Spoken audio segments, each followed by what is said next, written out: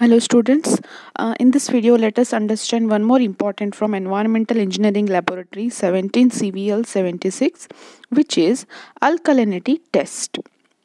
Let us just observe what all are the apparatus we are going to use.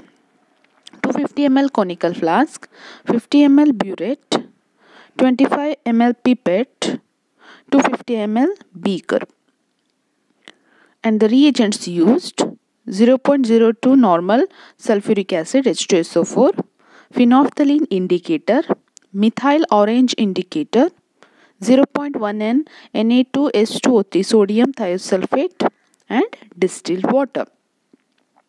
Now, theory behind the experiment. What is alkalinity? The alkalinity of water sample is its capacity to neutralize an acid. The knowledge of alkalinity of water is necessary for controlling corrosion in conditioning boiler feed water and controlling water pH for irrigation. So now, before we use water for any construction purpose or for any purpose for that matter, its alkalinity must be known. Water may be alkaline due to presence of a wide variety of salts, of acids, and weak and strong bases. Now, mainly the major proportion of alkalinity in neutral water is caused due to bicarbonates, carbonates, and hydroxides of calcium and magnesium in water. Now, why alkaline water appears to be alkaline sometime? Water will be, whatever normal potable water, it will be having alkalinity in it, but if it is more, then it is not so good for construction and all. For that, its value must be known, and one of the way to know the alkalinity value is what we are going to witness now. There will be dissolved bicarbonates, carbonates, hydroxides in water, bicarbonates of calcium, bicarbonates of magnesium, like that. So now it's what we are going to analyze today. Now, procedure. The experiment must be carried out in two parts. Part A, phenolphthalein alkalinity. Now here alkalinity of water is measured in terms of phenolphthalein alkalinity and methyl orange alkalinity. Then both when added will give us total alkalinity. Now, for the first step of the procedure, pipette out 25 ml of given water sample in 250 ml conical flask. Add 1 drop of 0.1 N sodium thiosulfate to remove residual chlorine if present. Add 2 to 3 drops of phenolphthalein indicator. Now, when we are adding phenolphthalein indicator, if the sample turns to pink color, then titrate it with 0.02 N H2SO4 till the pink color just disappears. Now, when we are adding phenolphthalein indicator to any sample, if the sample is basic, if it has some alkalinity, then it will turn to pink color. Then we may titrate it until colorless. That means what? All the base is neutralized by adding acid. So here H2SO4 is acid, then it will be neutralized, and ultimately we will be having colorless solution in the conical flask. Then endpoint of the experiment is pink to colorless. Then note down the volume of acid used, which is V1. If the pink color does not appear after adding indicator, that means phenolphthalein alkalinity is absent. Then continue the titration with methyl orange indicator. Part B, methyl orange alkalinity. Add 2 to 3 drops of methyl orange indicator to the same above sample. Now once we have to pipette out 25 ml of the sample.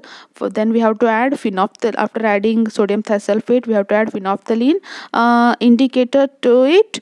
If it turns pink, that means it has phenolphthalein alkalinity. We have to titrate it with acid H2SO4. Then we'll be getting colorless. That will be our first endpoint. If after adding phenolphthalein indicator we are not getting any color change, that means what? The water is not alkaline. Then what we have to do to the same sample, we have to add methyl orange indicator. Now once we are adding methyl orange indicator, the solution color turns to yellow, then we must continue the titration with 0.02 normal H2SO4 till the solution turns yellow to faint orange. Now here yellow to faint orange is the end point for methyl orange alkalinity. Note down the volume of acid used, V2. Then we have to note down the burette reading, which will be V2. Then we have to substitute V1 and V2 in the calculations to get the value. Now let us just observe the experiment.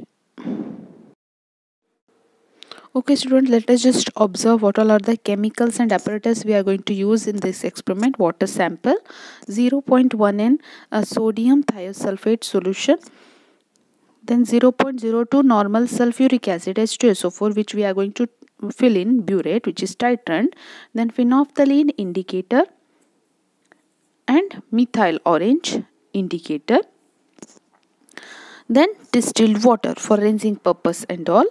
And for apparatus what we are going to use are the same as that of any titration: conical flask, beaker, then 25 ml capacity pipette. Why? Because we are going to pipette out 25 ml of the sample which is prescribed. Then 50 ml burette. In this burette already I have filled acid,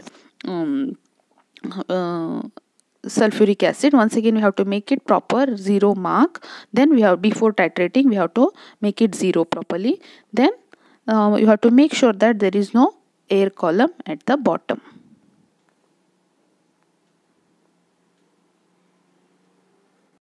For the titration, first pipette out 25 ml of water sample into a 250 ml clean conical flask. Now here any water for that matter you can take.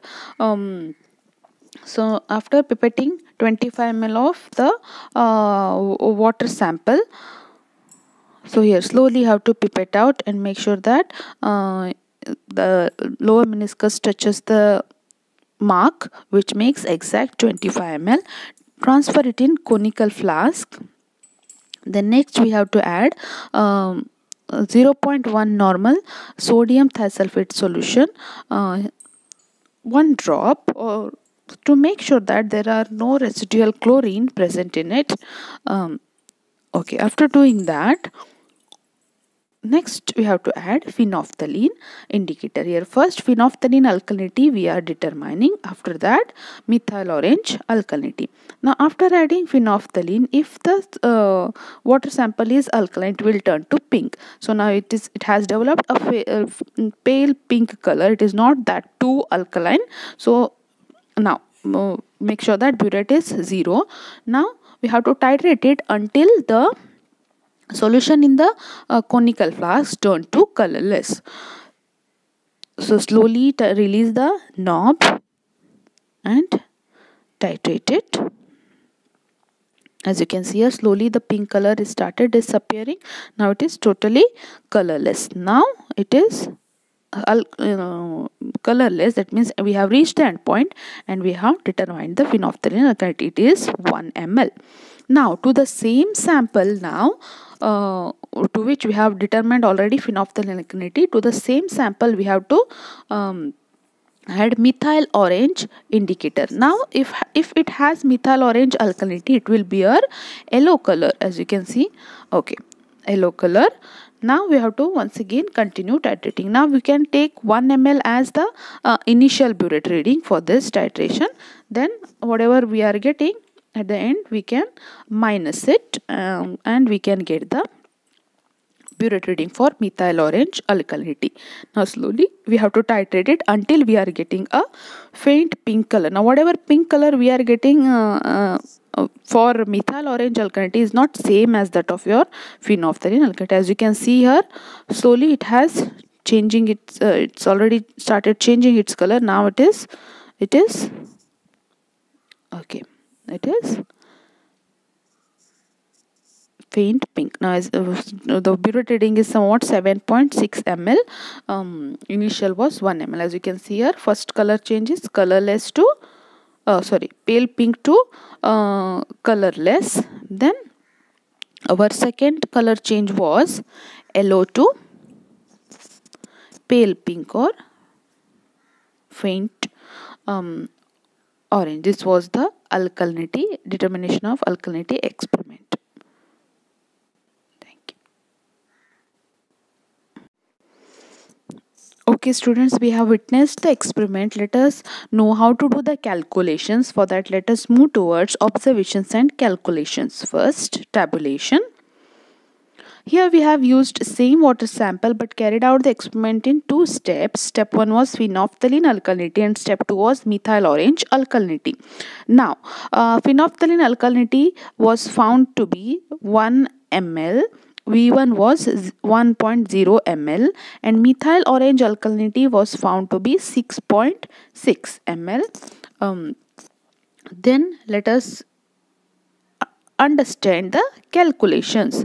Now, phenolphthalein alkalinity as CaCO3 in milligrams per liter. Phenolphthalein alkalinity in terms of CaCO3 is calculated. For that, formula is V1 into N into 50 into 1000 divided by ml of sample used or burette reading. So here V1 is the burette reading and N is normality and 50 and 100,000 is conversion factor. Ml of sample used is the 25 ml of the sample what we are taking for titration. So here V1 was found to be 1 ml. 1.0 into normality was 0.02 into 50 into 1000 upon 25 will give you 40 milligrams per liter, which is nothing but phenolphthalein alkalinity value. Then methyl orange alkalinity as CaCO3, same formula but V2. Here V2 was found to be 6.6 ml. Then answer is 264 milligrams per liter. Then total alkalinity as CaCO3 is addition of phenolphthalein alkalinity plus methyl orange alkalinity. So A plus B, 40 plus 264 is 304. In this manner, we have to do the calculations. Result: phenolphthalein alkalinity as CaCO3 in milligrams per liter in the given sample is 40 milligrams per liter. Methyl orange alkalinity as CaCO3 in milligrams per liter is 264. Then total alkalinity is 304 milligrams per liter. I hope you understood the experiment. Thank you.